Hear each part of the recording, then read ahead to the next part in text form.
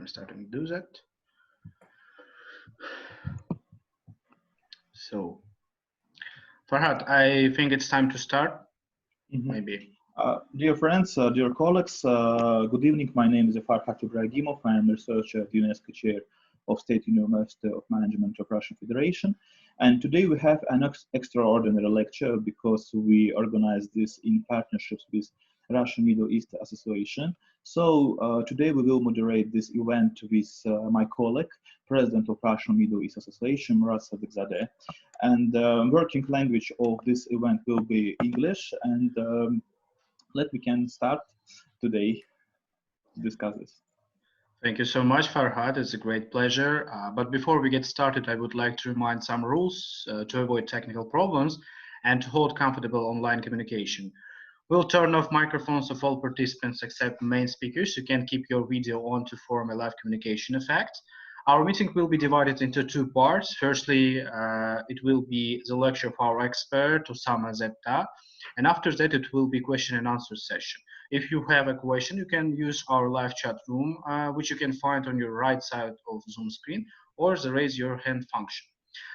So now, as our colleague Farhad said, we are holding the joint event of the Russian Middle East Association and UNESCO Chair of the State University of Management with Oussama Zebda, President and founder of International Youth Council, France Association, and Tunisian civic activist on the topic of the educational system in Tunisia. But before I give the floor to our expert, I want to also give the floor to our special guest, Dr. Makarova. Makarova, yes, I'm sorry. Yes, Makarova. Yes, please, the floor is yours. Sorry, yes. Hello, friends. Let me call you my friends because at our UNESCO chair, we greet our guests, our friends. I am not only honorable guest, but I am a deputy chair of the UNESCO chair of our university. This is our first joint lecture online, and I will be very short, just to say hello. We greet our international guests and welcome, please, to our UNESCO chair, not only online. We would like to host you at the university. Hope Farhad will send you invitation to our event. So it is very interesting to us to know more about Tunisian educational system, and we will be attentive to listen to you. Thank you very much and welcome. Thank you very much. Thank you so much. So now I think it's time to give the floor to you, our dear speaker, Oussama. I hope that it will be an interesting lecture, like a previous with you. So one more time, ahlan wa sahlan. مرحبا, شكرا. Yes, شكرا. welcome. Thank you so much. So first of all, I would like to thank you for this opportunity to share our educational system in Tunisia and to share my experience and my point of view regarding our educational system in our country, Tunisia. So Tunisia is one of the pioneer nations in promoting learning and education in the MENA region and in the Middle East and North Africa. And of course, we have the first university, which is the University of Zaytuna, which is the first of its kind in the Arab world and one of the most important universities in the world, where a great scholar like Ibn Khaldun, Ibn Arafat, and many others had thought were studied in that university. Since gaining independence in 1956, Tunisia has considered education as a priority. So the Tunisian government has sought to satisfy the needs of the newly independent nation and to improve our human assets. So a modern primary and secondary school education was set up. So It was organized and made officially by promulgation of the law of education on November 4th in 1958.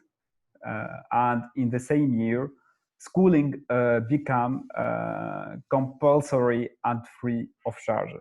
So the pupils in Tunisia and the students basically don't pay anything to the government to get their education, starting from the basic schooling to higher education. So I know maybe I'm trying to give some history about our Tunisian educational system, but I think it's very important to give you a basic idea about how the education has improved since the independence of Tunisia. So in 1969, a higher education law was passed, incorporating all the existing government institutions of higher education and scientific research into the University of Tunis, which was an institution founded in 1960. And starting from 1970, all school subjects were taught in Arabic, except of the technical and vocational educational tracks. Sorry, I should close my Facebook. Okay.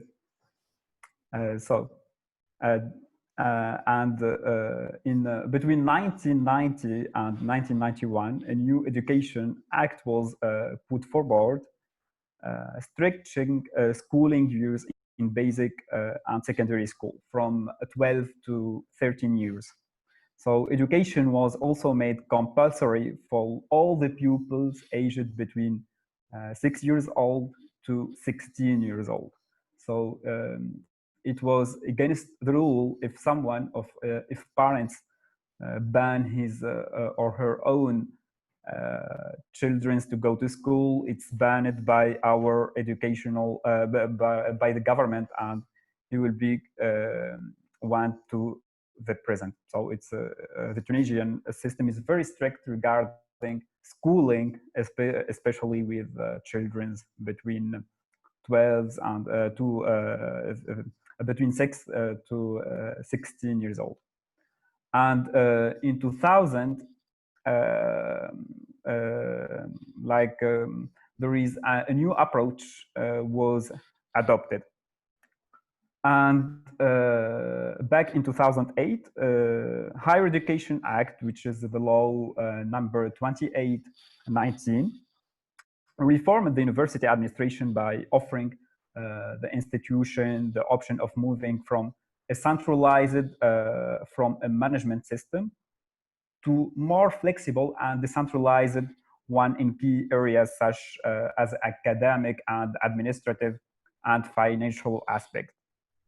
And back to 2011, the ministry committed itself to reform higher education, leading development of a strategy in October 2014 that was validated by the university councils in January 2015. So we had the government organized a debate, a national debate. They have organized a lot of workshops in order to generate actions that will be taken in order to have solution to nowadays challenges of internationalization of universities. So this is basically the history of our educational system, back from getting our first independence to even the new reform and the new debates regarding improving our educational system, especially the higher education in the recent years, especially after the revolutions. So this leads us to questions about how the education system is divided, how it works, which are the languages that are used in our universities, in schools, in secondary, and so on. So the Tunisian educational system is based upon the Napoleonic model, which is developed by the French colonizer during the protectorate. And education is free in all of its stages and compulsory, as I said, from children aged between 6 and 15 years old. So primary education and lower secondary education. So I mean, between 6 years old and 15 years old, it's primary and compulsory. After 15 years old, it's not,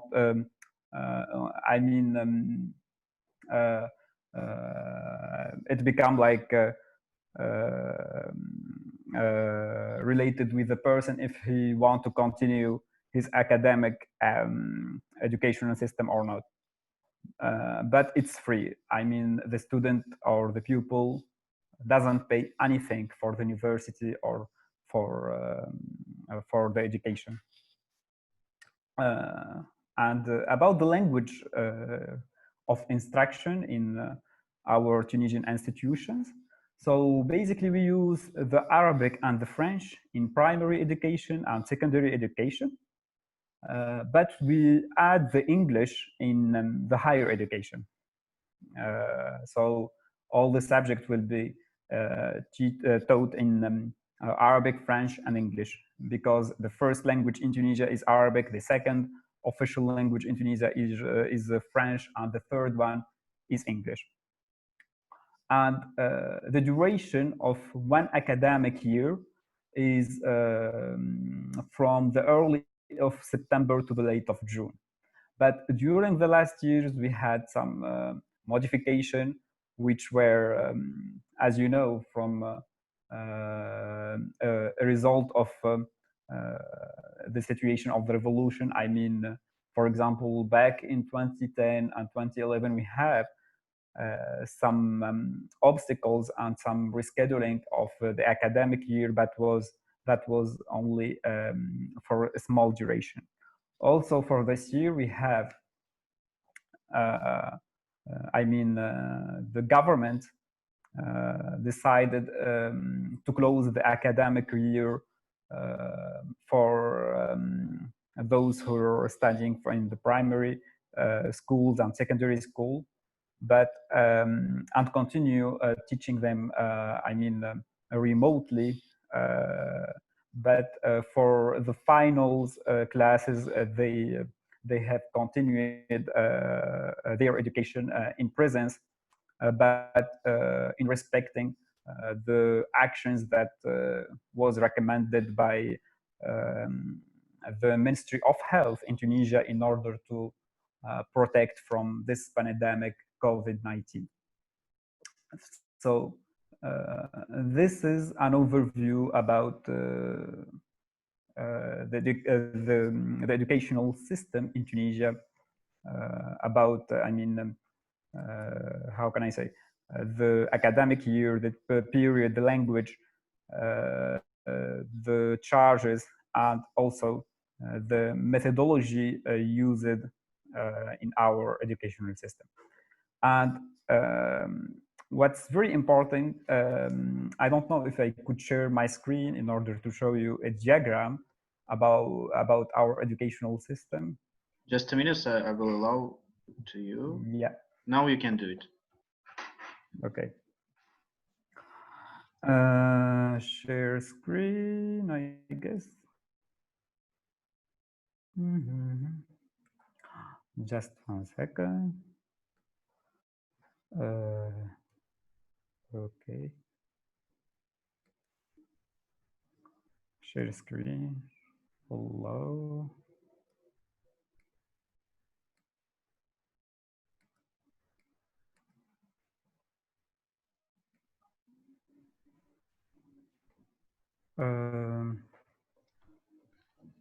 Just I'm selecting the entire screen and allow. Do you see my screen now? Do you see my screen? Yes, yes. Okay, perfect. So this is a diagram which is taken from the national report of which was elaborated by our government each year, and this diagram returned to the year of 2019. So it's a newer version of that gives us like a great overview of our educational system. So as you could see here down in the early childhood, the age from 3 to 6. So basically here the educational system is provided by the nursery school and a Quranic school. Here, the nursery school, it means like the modern way to teach our children in kindergartens and so on. But in the Arab world and the MENA region, we have the Koteb. In the Arabic language, we say the Koteb. In addition of the lessons related with the letter, the alphabetics, and the language, they learn the religion. They learn like the Bible in the Catholic, for example, religions. In the Tunisian, they learn the Quran. They teach them how to spell like some surahs in the Quran, which is the holy book in the Islam religion. Also, for example, in some cities in Tunisia, for example, in Jerba, it's not called a Quranic school, but there is some other school with related with the Jew people. I mean, with that, they teach them like religions in Judaism and so on. So each religion in Tunisia has its own early childhood school. So for the Islamic community, they have the Quranic school. For the Judaism community, they have their own school, and even for the Catholic and so on, they have their own school. But all of them are controlled by our government, and they're controlled by the Ministry of Religion in Tunisia. In addition to that, we have the basic education, which is compulsory education, as I demonstrated before. So, which is composed between primary schools, which durate for 6 years and has 6 grades, and by the end of the final year in the primary school, we have a national test or national exam for primary school, which is an exam to select the pioneer pupils in Tunisia. This exam, as I said, is passed in all of the schools, primary schools in Tunisia. But in order to select the elite, the best students and the best pupils in Tunisia, those pupils will be privileged with their preparatory schools because they won't continue with the normal schools. We have pioneer schools in Tunisia and pioneer preparatory schools. As I said, it's like for the most intelligent pupils, and they have a very intensive program.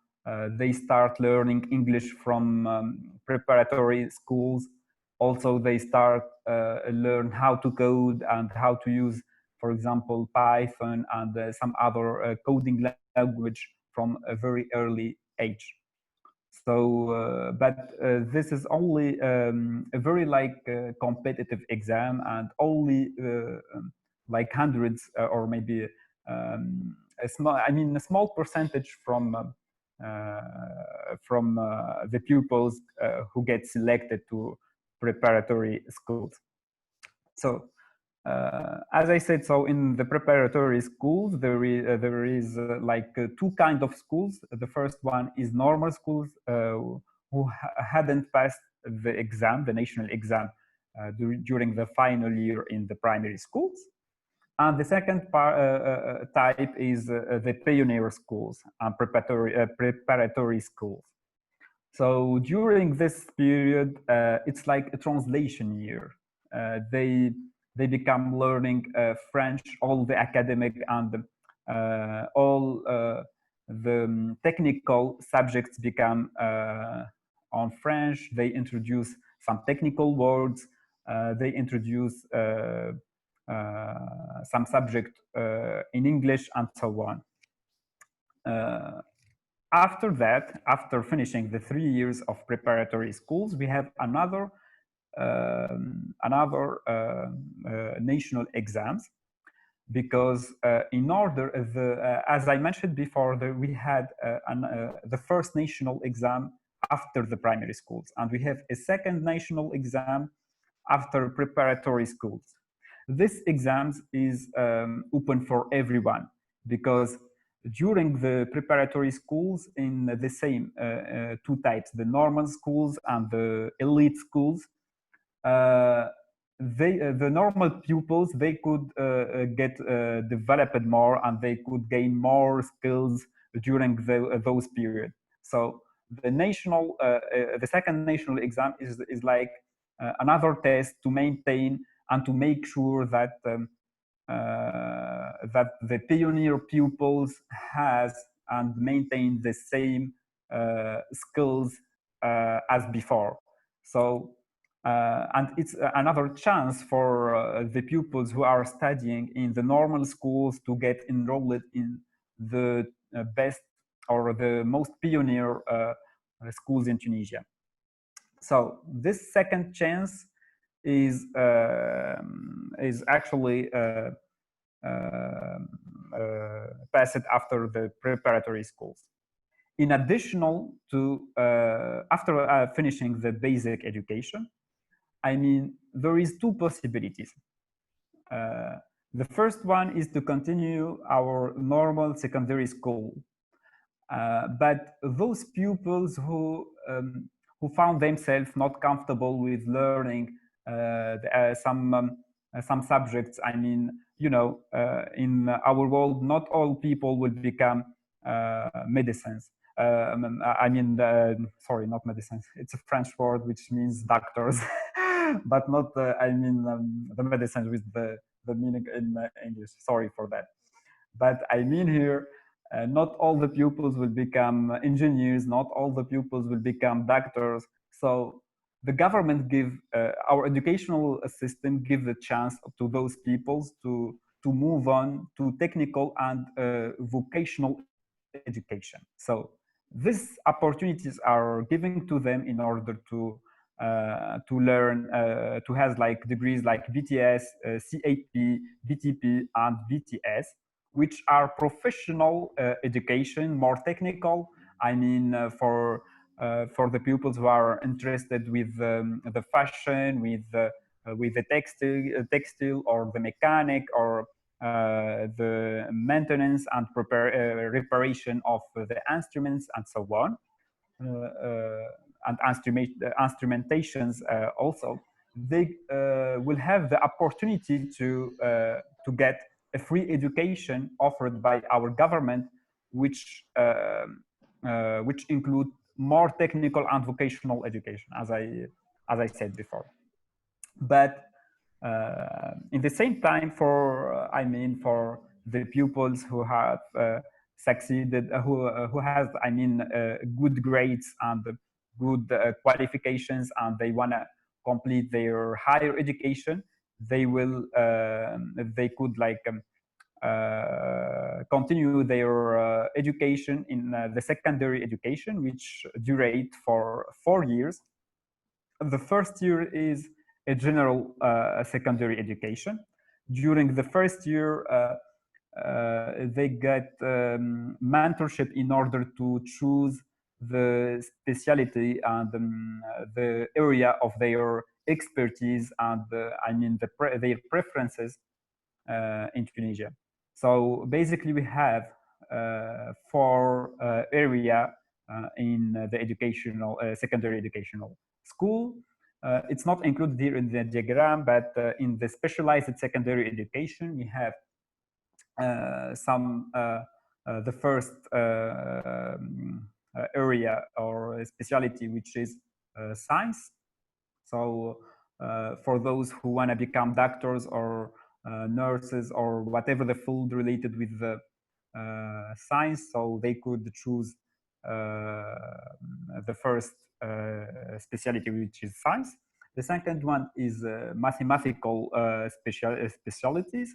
So for those who want to become managers or continue their higher education in banking and or in trading and so on, they could choose between mathematical or even we have another area which is finance and management. We have the third specialty is finance and management. We have a fourth specialty, which is computer science. So those who want to continue or become engineering or continue, how can I say, continue their education in the field of computer science, like start to become, in order to become developers or engineer or whatever the field related with computer science. And we have another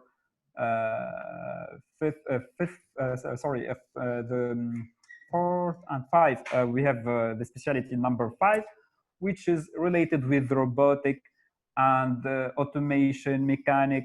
So those who's interested in creating robots or creating some intelligent mechanism or whatever the project, they could choose the specialty number 5.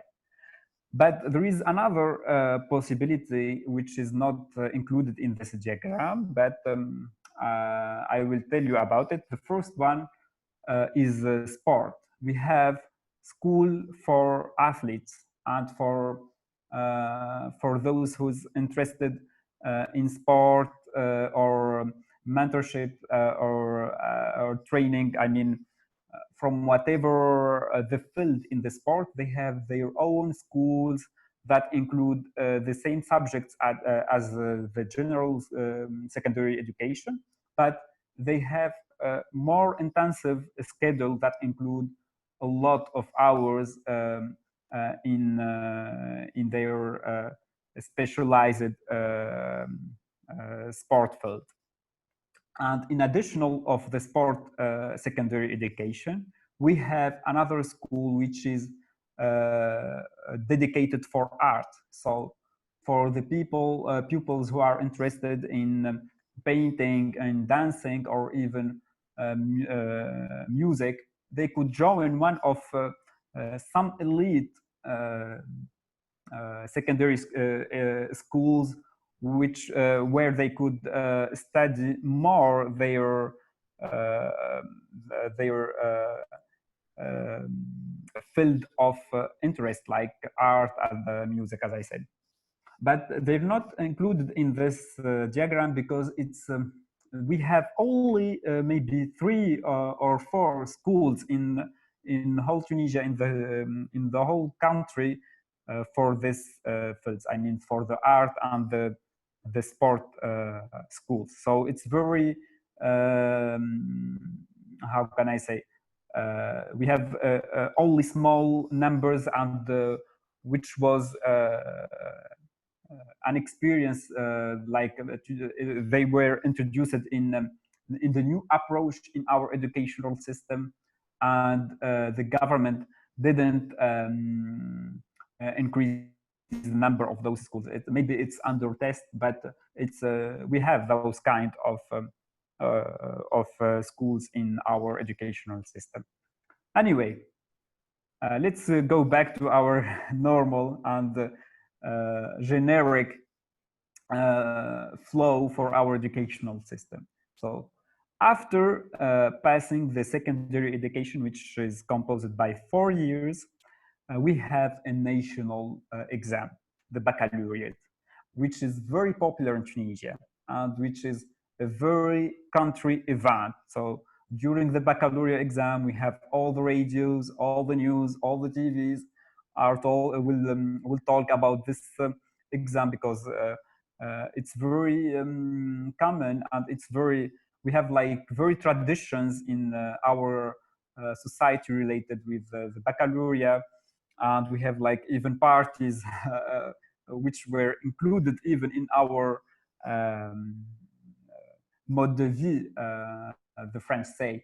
I mean, our lifestyle regarding to the baccalaureate. So always our pupils in this period of the years and of their life will face a lot of pressure from the society, because all of them they're expecting their result, and which is very popular in Tunisia. And even this period of the year of the exam of the baccalaureate is like a very important period in the year, because everyone in our society will talk about the baccalaureate.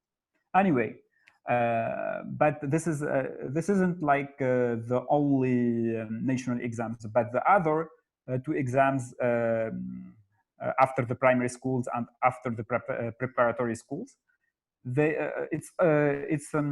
it's true, like they were national exams, but they don't have the same propaganda in our country like the baccalaureate, because the preparatory schools and the primary schools exams are only to select the elite and the best students or the best pupils in our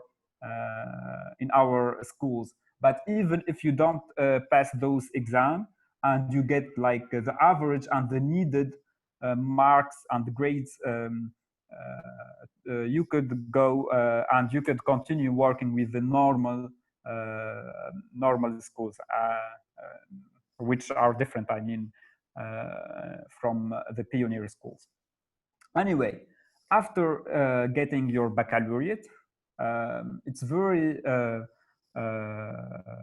important to get your baccalaureate, because without a good degree in baccalaureate, you can't go, you can't continue your higher education. So the only key to have to go and study your educational your higher education is to get your baccalaureate. And we have in Tunisia more than 900 specialties in Tunisia in our universities. So we have 900 field of studies after the baccalaureate, which include medical studies, engineering studies, and LMD or DMD, like in English, doctorate, master, and bachelor. So for the medical studies, they have like a specific flow, how can I say, flow control, or maybe a specific flow for their education.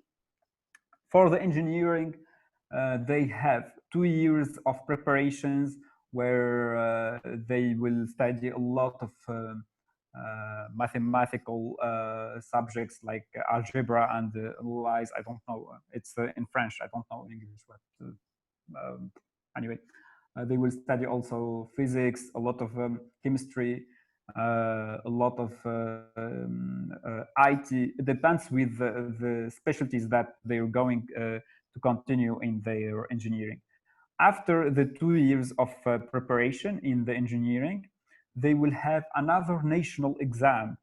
And if they succeed this this exam, this national exam, they could continue their engineering studies. If not, they could continue their bachelor, and they won't have the chance to have like their engineering degree. And the most common approach in our higher education is which is composed by 3 phases. The first one is bachelor degree. You get it after 3 years. 3 years. Then you could have a master, which is could be which duration 2 years. But even in the master, we have 2 types of master: one applied and one professional. Okay, what are the differences? The first type is dedicated for those who wanna continue learning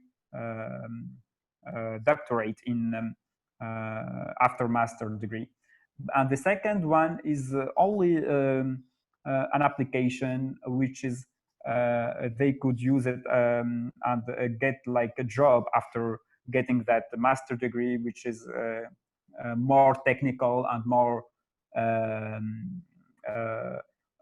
related with the company's need.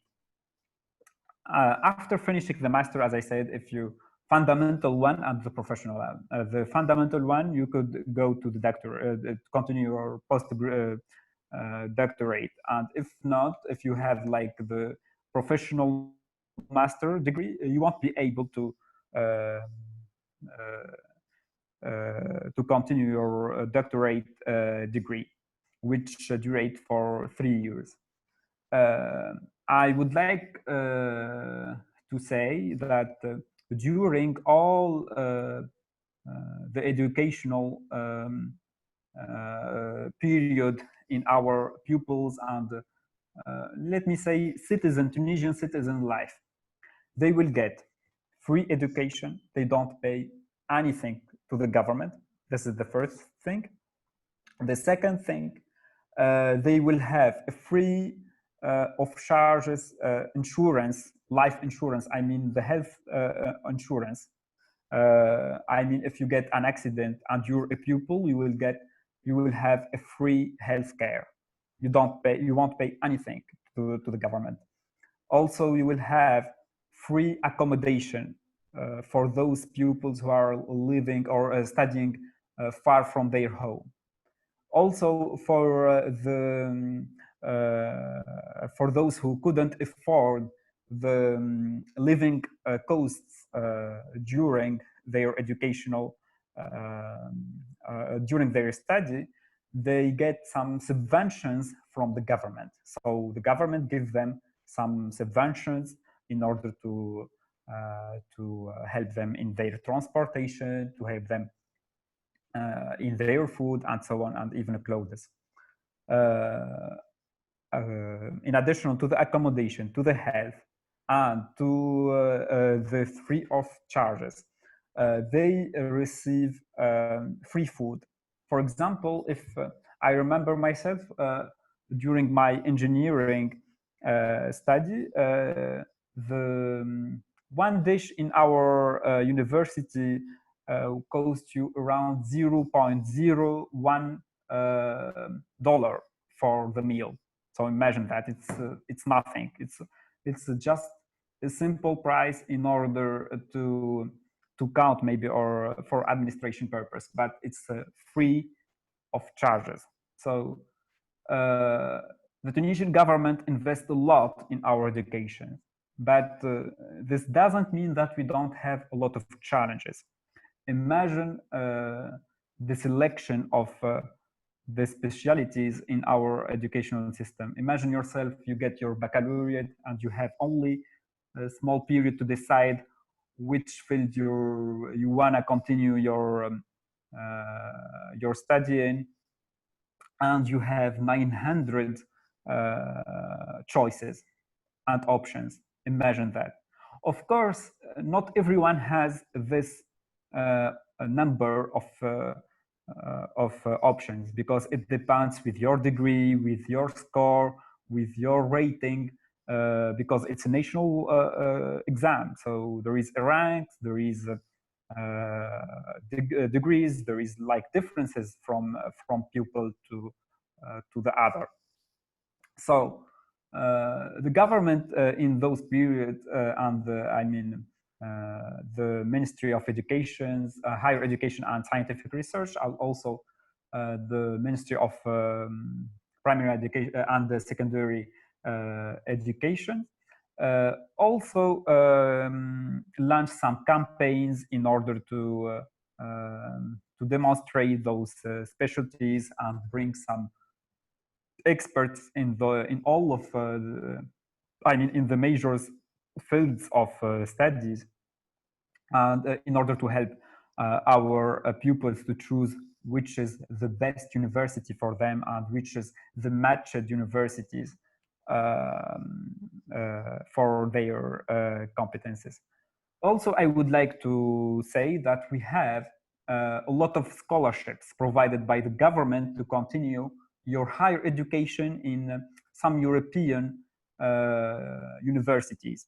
So, for example, the elite in the medical studies, they could go to continue their study even in Paris, in France, or any other European countries. Also in the engineering studies, also in the other fields. So because Tunisia is part, Tunisian universities are part of the Erasmus network. Also, we have a lot of accreditations, and we have a lot of conventions that the government do with the Mediterranean countries and our neighbors country. For example, Morocco, we have a lot of exchange programs between Tunisia and Morocco, Tunisia and Algeria. Also because it's one of the best educational system in Africa. So Tunisia is the best destination for African students to continue their education, because we have one of the best universities on the world, and even in the MENA regions and Africa, which is very interesting. So actually, we have the number of scientific articles published by the Tunisian researchers is very high, comparing with our neighbors in the African continent and the Arab world, which make us very proud with the amount of investment that dedicated in our educational in the educational sector. So this is grosso modo the educational system in Tunisia. Yeah. So how can I say?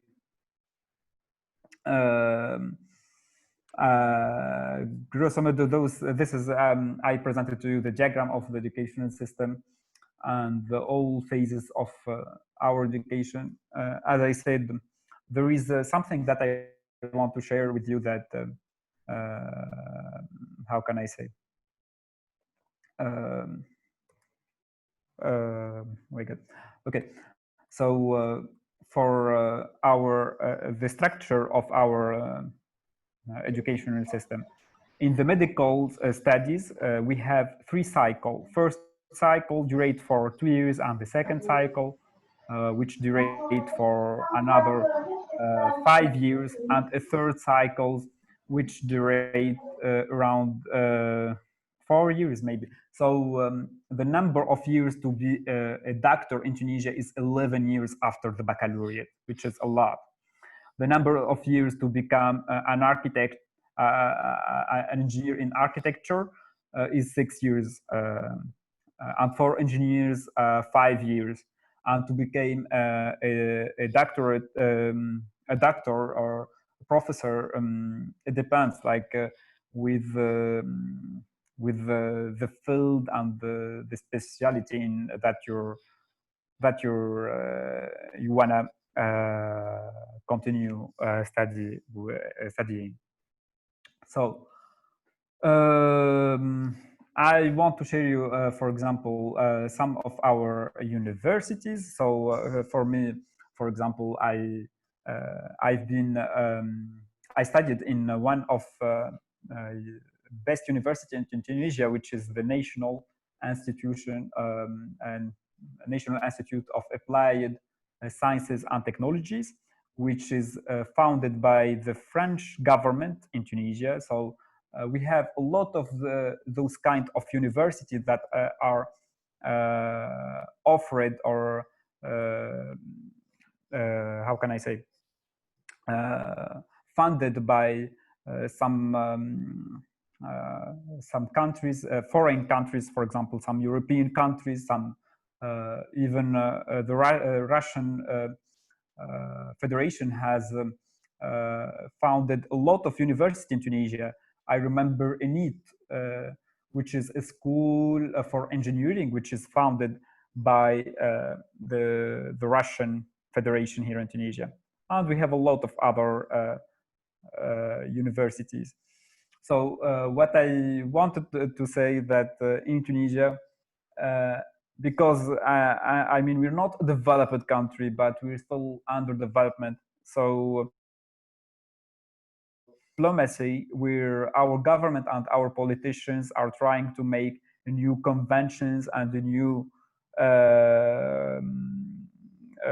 new partnerships with some powerful governments and powerful even organization related with the United Nations, for example, or whatever the institution or the agencies, in order to invest in our education. But to conclude my, sorry for this time anyway, explaining and demonstrating our educational system. But to conclude, we have always a lot of challenges and a lot of problems in our educational system. Let me, for example, the brain draining in Tunisia. We have a lot of engineers and a lot of doctors that after getting their degree, they continue their work abroad in the European countries. Why? It's simple, because comparing with their salary, when they get their salary in euro and in dollar, it's different than getting their salary in dinar. So imagine yourself or put yourself in the place of a new graduated student, and you get those opportunities and those chances to get a great job in a great destination like Paris or Madrid or Italy, Roma, or whatever, or even in some American countries, whatever, from the north or whatever other countries, I mean. So the Tunisian educational system is very good, but we have a problem, which is our product of this system is not for the Tunisian government, is for the powerful countries. I mean, Tunisia is producing a lot of engineers, a lot of doctors, a lot of competences that are giving for free to European countries and to American countries, which is a very painful and very not fair thing, because the government has provided everything for free to our students, everything for free to our Tunisian citizens, but on the other hand, they don't get this result. They just put it away, and the government couldn't put some obstacles, because it will limit the freedom of our citizens if it bans, for example, the new graduated engineers or doctors or technicians to travel. It will be limit like our freedom of transportation, which is not the case. So the government find itself under two pressure. The first one, the brain drain, and the second one, the lack of competences in Tunisia, especially in the medical sector. For example, in some hospitals in the in the south of Tunisia and some poorest places or less designated places in Tunisia. The government face a lot of problem in order to recruit new doctors that work in those places because the decreased salary in those areas.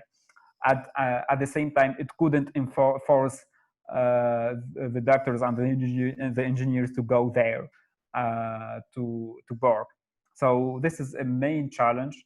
Also, we have another problem related with some the renovation of our educational system, and which is, I guess, an international issue because, as you could see, we have new technologies that are developed every day, maybe say every minute we have a new technology, a new thing, and the world is not stable. We're not living in a stable phase or a stable world. So everything is changing, is changing. So it's really so hard to keep track with those changements that facing the enterprises, that facing the companies, in order to give them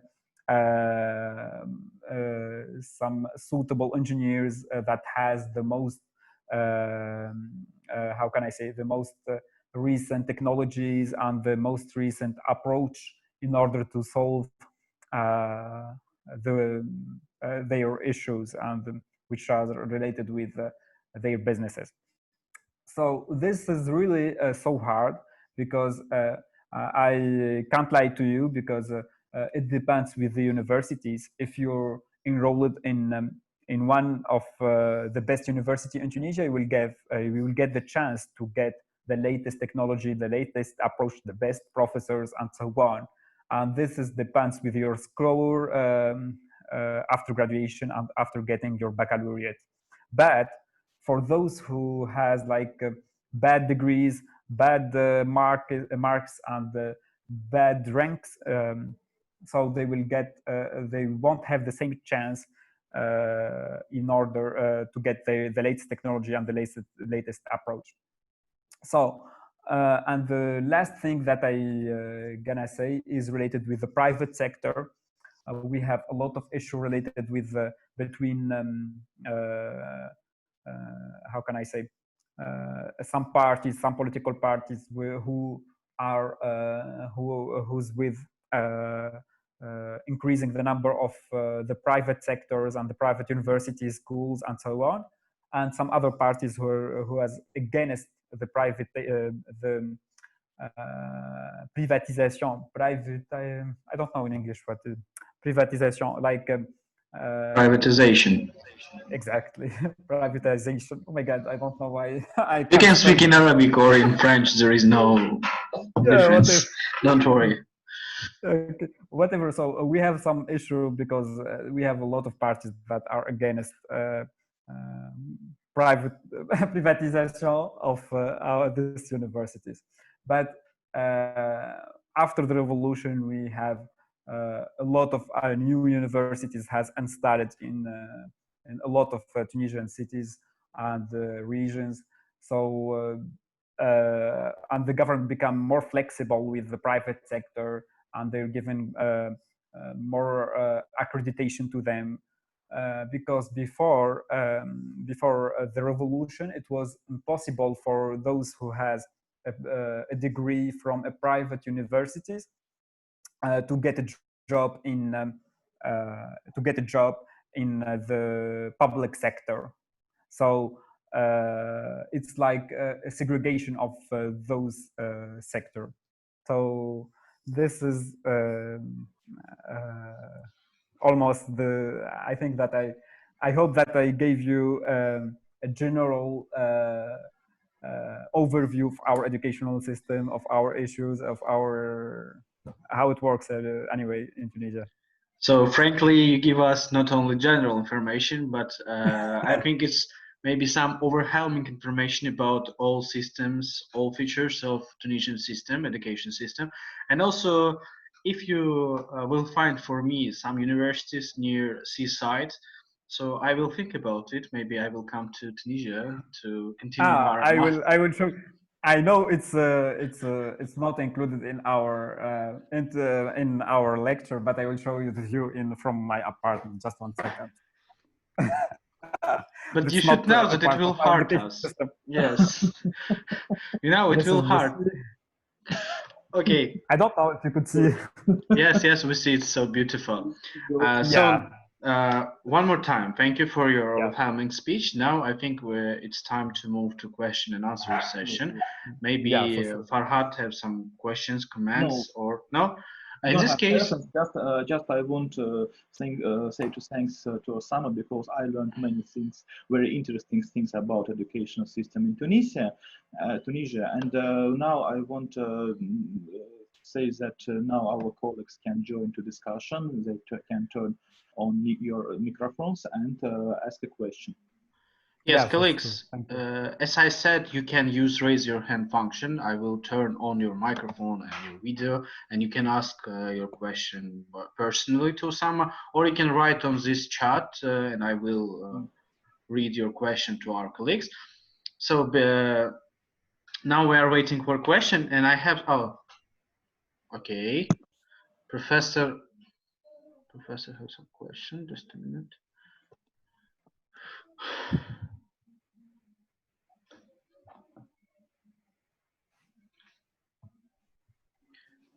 Yes, Professor Malkarova, please. The floor is yours. So honorable to me, for me, that you call me professor. I'm not actually a professor. I have only a PhD degree. Okay, doctor. That is why. I'm so sorry. I have to get my professor maybe rank. Well, thank you so much. Thank you so much. It was really very interesting to know more about Tunisian educational system. I know that the Tunisian educational system is one of the best in the African continent, but I would like to know, as we are UNESCO chair and we follow the program Education for All, do you have any problems with the involving or providing education to all the social spheres for all the social societies in Tunisia? I mean, do you have any social stratas who cannot get an education?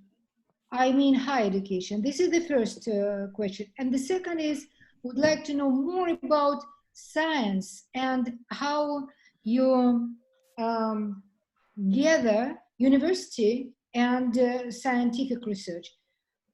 As we know that university just prepare specialists, not researchers. How you have it and how you cope with this problem or system. So 2 questions. Education for all, is it really for all or you have some problem? And how you join university system of education and scientific system of researchers. Thank you. Okay, thank you for your questions. So for the first questions, the education is for all. According to our constitution, it's against the law to put a child away from education because the government provide everything for free. So any parents or any tier that ban a child to go to school will be put in prison.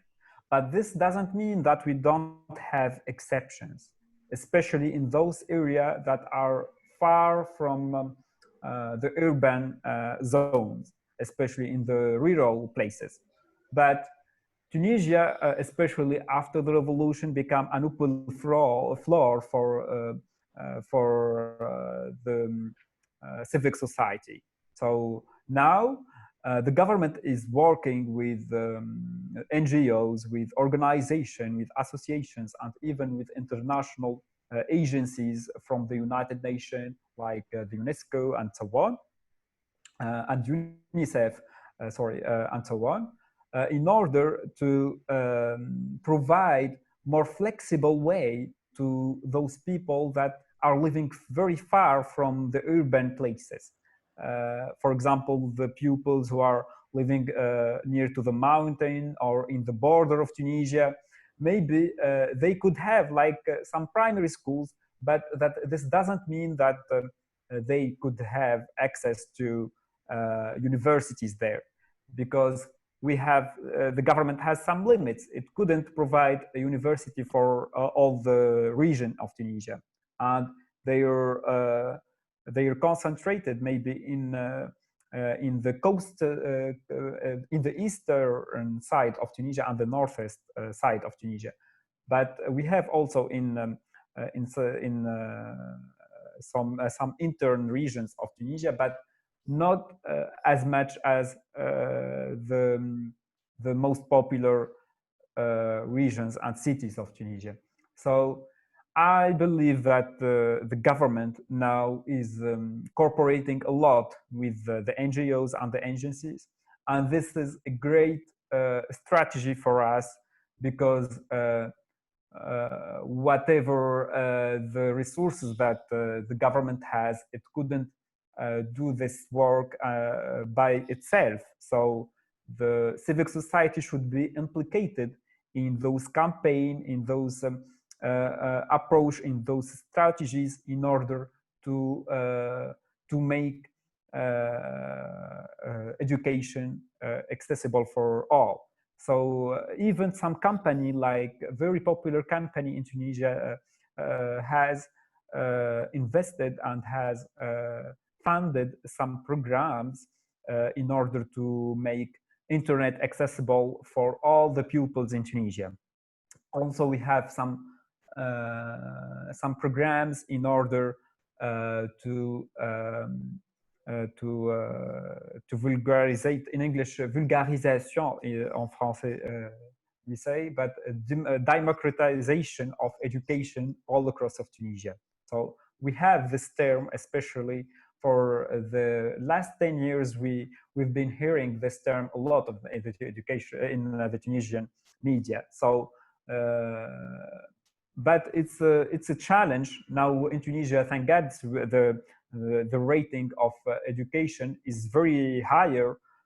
It's more than 85% from the population, which is very amazing. I don't know the exact rate and percentage, but it's higher than 85%, which is very interesting.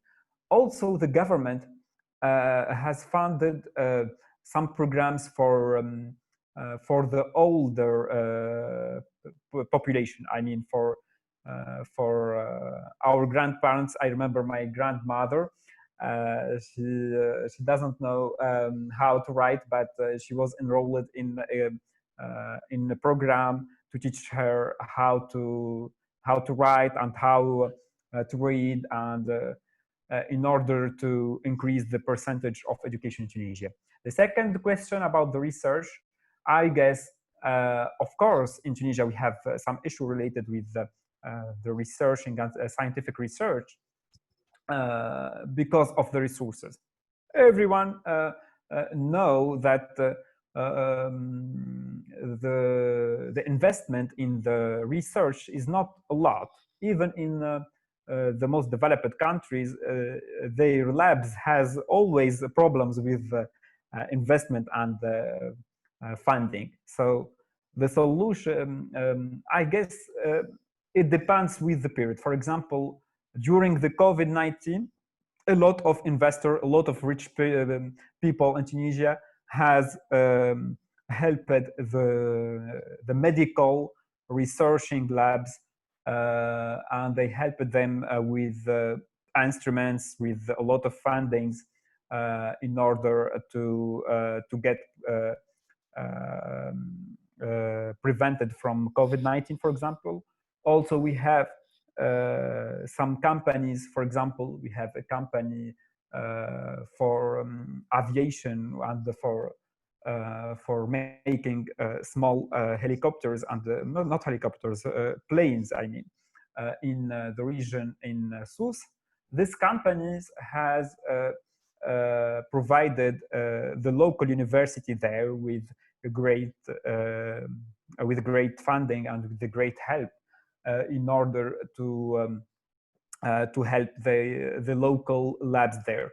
So what I mean that the approach of open doors approach in the university and in our educational system is very important, because when you get involved, the companies, the private sector, and the organization is very interesting to meet the government objectives and to increase the quality of research in Tunisia. So I guess that the approach we're using is the open door, especially in our labs, in our researching department, and which also work with democratizing the education in all across Tunisia. Thank you so much. Thank you for your question and for your answers. Now I want to give floor to Irina Chepaikina. And I also maybe, if you let me, Oussama, I want to add that I know that there are a lot of programs financed by transnational corporations. For example, Microsoft, Alphabet, even Apple. They provide a lot of scholarship for Tunisian nationality people to education, and it's also one of the important, I think, measures how to help the people who live under poverty. Irina, please, the floor is yours. Yes, thanks a lot. Mr. Zebda, thank you for an interesting and detailed lecture. Could you please tell us a bit more about educational cooperation in your country, particularly with Russian universities? And is your government planning to expand such projects to develop them further? Okay. Concerning the corporations with the foreign corporation, for example, Russia, we have some kind of chambers in Tunisia, which is funded by the Russian embassy in Tunisia. Also, we have a cultural institution in order to vulgate the Russians, how can I say, Russian approach and Russian strategies, educational strategies, and so on in North Africa and also in Tunisia, definitely Tunisia. So I guess until now, the only corporations between the Russian institution and the Tunisian institutions are run or are intermediated, or I didn't find the word, actually are included by some private agency. I guess the name of this agency, RACUS, RACUS, R-A-C-U-S, RACUS, which is a Russian agency in Tunisia, which is an intermediate between the Tunisian students and even the Tunisian universities, to the Tunisian students who wanna continue their study in Russia. So there is a way by contacting this private agency, and between the university, because this private agency has the network of all the Russian universities. So it's trying to enhance and how can I say, increase the number of the network of and the collaboration between the Russian university and the institution and the Tunisian. But to be honest, we have a lot of collaborations and conventions between the European university and the Tunisian university more than the Russian side. Maybe because the administrative documents and the way in order to make conventions between a Russian institution and the Tunisian institution. But this is, if I was, for example, an institution or a private university, that want to collaborate with a foreign university, it will be very easier for me to contact a European university than a Russian university. So maybe I don't know what's the problem, but from my own opinion and from my small experience, I guess that there is a lot of administrative documents and a lot of long approach in order to make a conventions between a Tunisian university and the Russian university.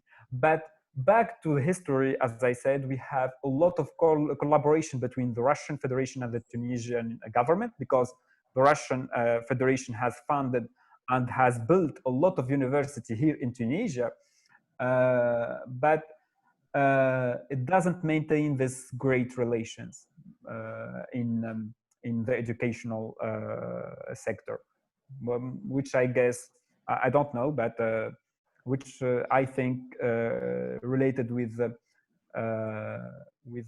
those issues and with those political situations that are happening maybe in Libya and the MENA region for this period. So I guess that maybe in the future we will have more collaboration, but until now the only intermediate between the Tunisian side and the Russian side.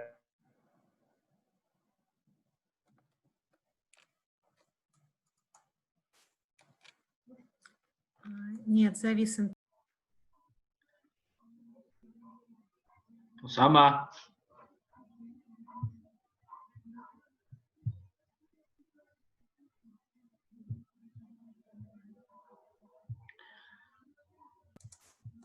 Oussama, are you here?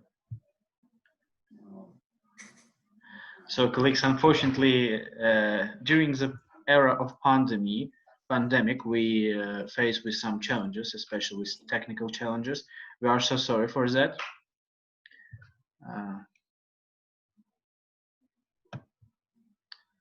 Oussama.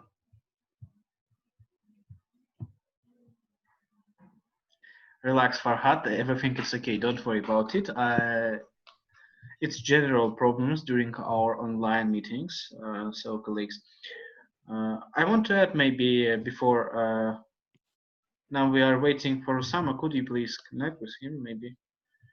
Maybe we can wait. Yeah, of course. I think in 5 minutes we'll resolve the situation. I want to add some words, maybe some ideas to Oussama's speech. We should outline that the active part of not Russian, maybe Moscow during the USSR period relations with Tunisia was during the period of Charles de Gaulle's government in France, because the relations between the two countries, especially with Charles de Gaulle, was good, and according to this, USSR have an opportunity to build some relations, to build even, as Oussama mentioned, universities in Tunisia. But after that, the political, direction was changed, and it leads to some, misunderstanding between Russia and Tunisia, USSR and Tunisia, because Tunisia was more pro-Western country, and even now it's more pro-France, pro-European country. Yeah. Oussama. Maybe some have some problems with technical. Maybe. It's normal in our era because many people use now internet without. Yes, Anna. Just a minute. First of all, let me introduce myself. I'm a lecturer in the Diplomatic Academy of the Russian Federation, and I was so much happy to visit Tunisia twice for a long period. It was my practice. In fact, the student exchange that was meant, and some years ago I tried to organize the same exchange in our academy, and it was really a great difficulty. The difficulty was the lecturer, Dr. Oussama, was right. The main difficulty came from our side, not the Tunisian. and it was the difficulty with providing placement. For so the placement in Russia is much more. Sorry, I'm not sure of Arabic, not English. يعني ممكن باللغة العربية يعني well, ليس it was not cheap, and so there were great затраты, I don't know, expenses, yes. Expenses, no, yes, and we were not ready because the Tunisian side had less expenses than our side, and that was the main difficulty. Yes, because they spent about 6.2% of GDP to education system, as Oussama mentioned. Oussama, you are finally with us. Sorry, I was sharing the internet from my phone, and I didn't see that my phone battery was down. So It's that's okay. why I was interrupted. Sorry. No, we are happy you are with us. Farhad, maybe you want to read or the question of Anna. Yes, we got one interesting question to our chat from Anna Kashina. It sounds like that there's a branch of Harvard University recently opened in Tunisia. Is it popular among the Tunisians? Are there any attempts to rewrite educational programs after Al Nahda party came into power? For example, to widen the Arabic language role at the expense of French?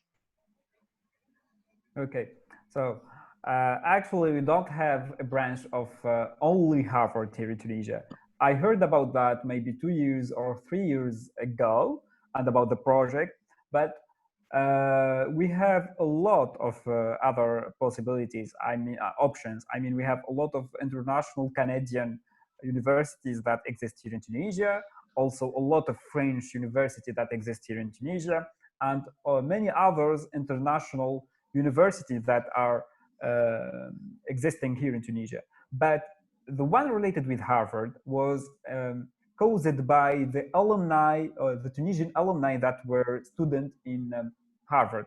In the last 10 years, Tunisia has produced a lot of Harvard applicants were accepted to join Harvard for a fully funded program thanks to their high standard competences and skills. So those alumni has decided to be the intermediate between the Tunisian government and the Harvard institution, and they have in the recent years have played a great role in order to open a new how can I say branch here in Tunisia. But as I said, it's not the only option because, for example, we have the Collège La Salle, we have also ESMOD, which is a fashion even university, and a lot of other international universities. Those universities are very attentive for the foreign countries. For example, ESMOD or Collège La Salle, there are some universities that cost very cheaper in Tunisia. So people come from a lot of African countries and even from the MENA region come to Tunisia to study in those international universities because when studying in Tunisia is cheaper than studying in those universities in the, for example, ESMOD University, which exists in more than 30 countries. A lot of them come to Tunisia because we have a high standard of education. At the same time, we have like a very low cost related with the education. Even the cost of living here in Tunisia is very cheap. So according to our neighbors in the European and the Mediterranean side. So I hope that I answered the question, I guess.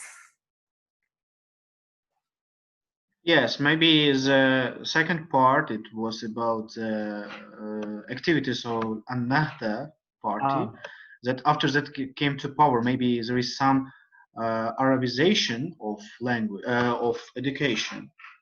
I guess no. No? Okay, there is some campaign in Tunisia that want to remove the French from the Tunisian education, because, as you know, the most common resources in the world is in English. So there is a lot of campaigns Again? No. that want to replace. Okay,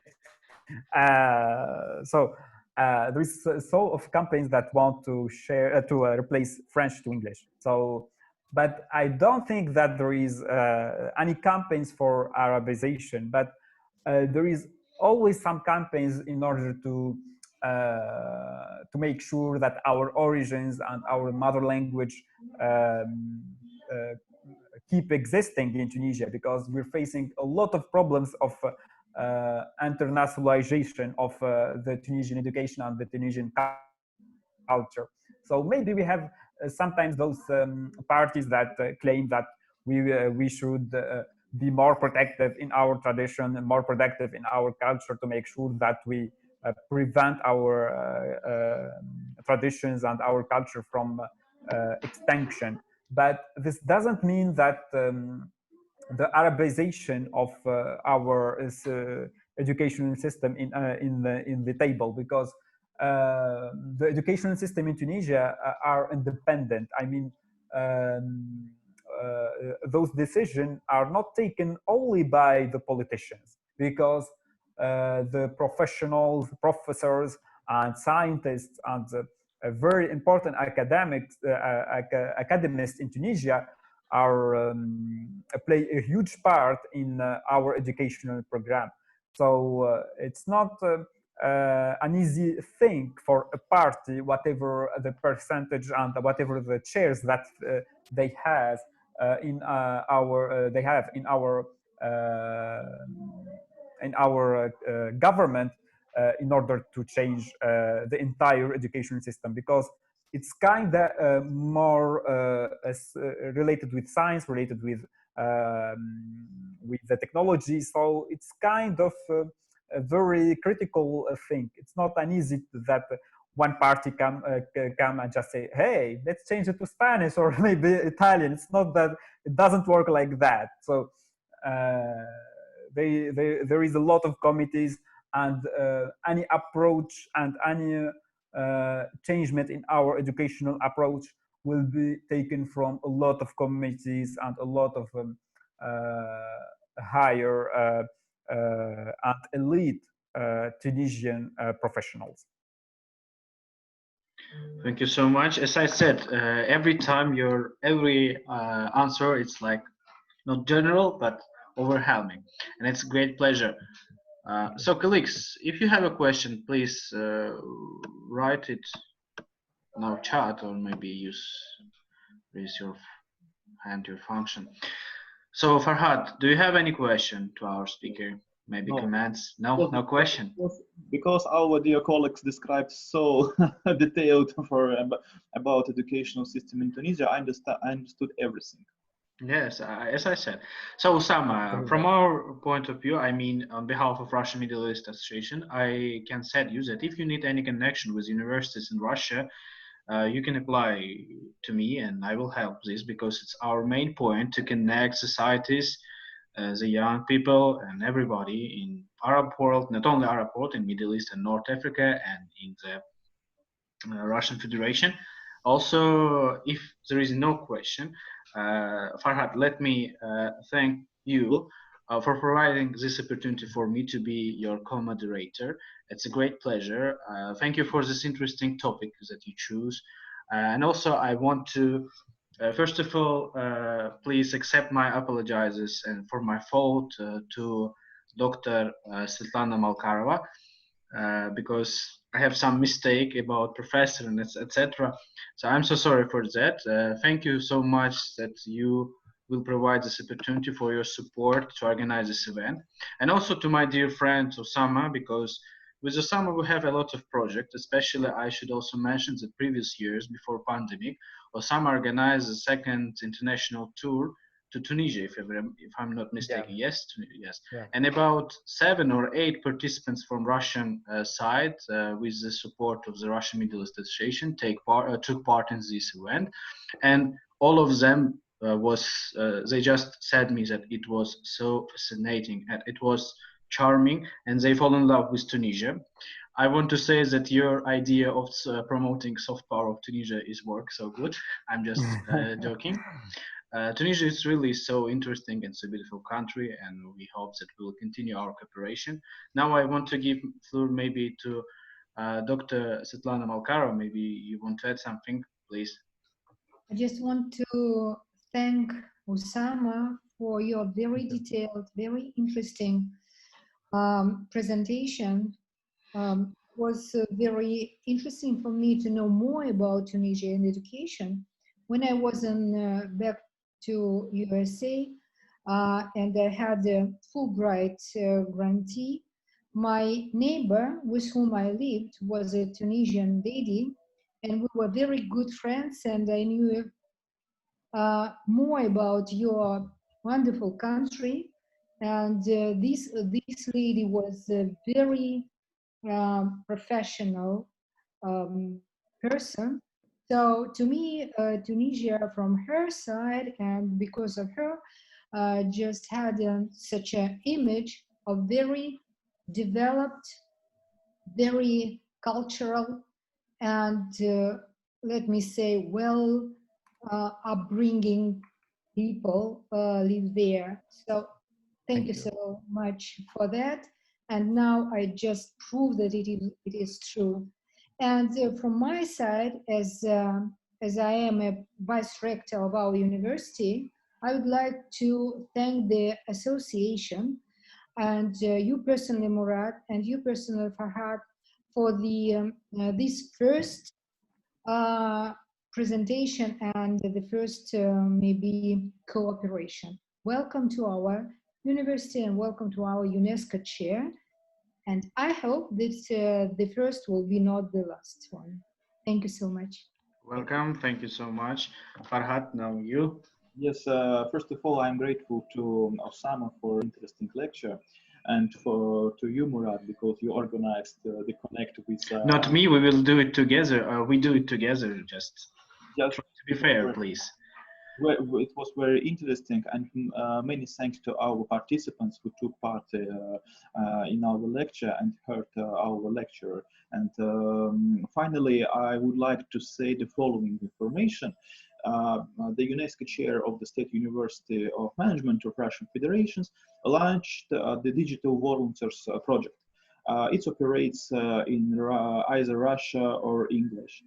This platform has collected online courses in various fields, relevant contests, grants, and internships. And for more details, please visit our website, dv.gu.ru. Thank you very much. And now you should also add that like, share, please. Yes. Follow our sites. Yeah. Oussama, one more time, thank you so much. It was really a great pleasure. So as I see, Diana Antonova writes the official website of State University of Management address. Yes, and if you want to address, yes, to connect with with our dear colleague Oussama, you can write by this mail. So one more time, thank you so much, because as I said, every time when I deal with you, everything is so wonderful, and I really so appreciate our friendship and hope that we will continue our fruitful cooperation. And also I should mention that if you, for example, continue your events like international tours, you can also attract some students from State University of Management, because there are a lot of really skillful and smart colleagues from this university. And as you see, our Farhad, he's also one of the researcher at the UNESCO chair. Yes. So thank you. Thank you so much, Murad. Welcome. And Farhat, I don't know where I remember your face. I don't know where I met you, but I guess maybe in an international event that I've been participated during my stay in Russia. But your face looks familiar for me. I don't know. Maybe we have met. I You don't know. know, I should mention that Farhat is a how to say celebrity face of our Russian channels because he's a specialist in international affairs, and he took part a lot on our state TV channel in Russia. For example, on First Channel, Russia 24 channel, and etc. But he's so popular, really. Oh, Yeah. happy to hear that. Anyway, thank you so much for giving this opportunity to me to share the educational system here in Tunisia. If you have any question, you could ask me directly by the email. You could contact my dearest friend Murad. As I said, Murad is more than a friend, is a brother, because when each time I come to visit Russia, the first one I meet, like always, is Murad. So thank you so much, Murad. And I hope to cooperate with you in further projects in the future. Thank you everyone for your time even. And I hope that one time I could welcome you here in Tunisia and enjoy this beautiful view with our Mediterranean beach. Inshallah, Habibi, inshallah. Allah, Thank you. yes. So now I think it's time to end, okay? Yes. So wish you a good weekend and take care. Stay Thank safe, stay home maybe, or not home. Just enjoy your life. Enjoy your life. Пока-пока. Пока-пока. Удачи.